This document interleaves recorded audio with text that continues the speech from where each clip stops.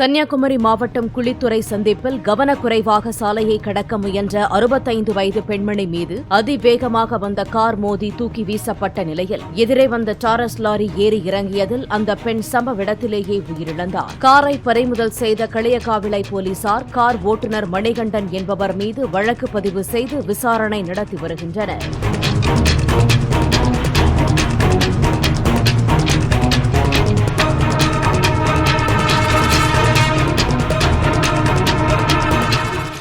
Play store மற்றும் app ஸ்டோரில் இருந்து பாலிமர் செயலியை QR கோடு மூலம் பதிவிறக்கம் செய்யுங்கள்.